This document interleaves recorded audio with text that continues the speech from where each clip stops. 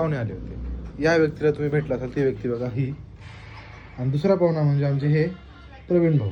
आपले पाहुणे अंबाजोगाईहून खास कोकण फिरायला आले आणि त्यांनी कोकण फिरले. आता आपल्याला एका ठिकाणी जायचं लोकेशनवर.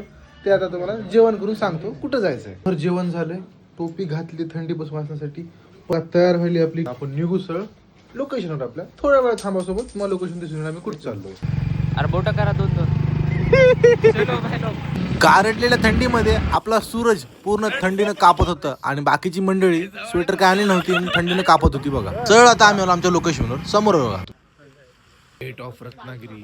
तर म्हणजेच आपण आपल्या आलो आहोत मांडवी बीचवर.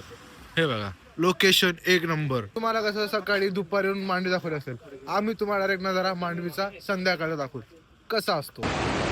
समुद्राला आली ती भरती, लाटांचा आवाज आणि वातावरण एकदम शांत. एक नंबर माहोल. बीच एक नंबर आहे. हा तुम्हाला 1-2 गोळे असे बंद दिसतील, याचा काय तुम्ही वाईट मानून घेऊ नका.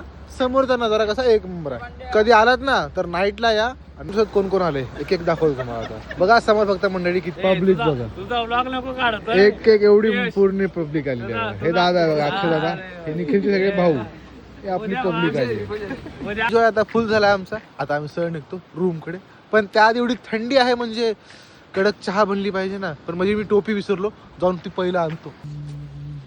थंडे मौसम में गरमा गरम चहा. ती विल पशे हा स्टॉल 24 तास ओपन असतो बघा. चहा कधीही प्यायला या, एक नंबर भेटते. बोलतो जा. आपले पाहुणे म्हणतात इकडची थंडी समज काहीच नाही. नाही. तुम्ही कधी अंबाजोगाईकडे या, तुम्हाला थंडी आहे हे कळतं.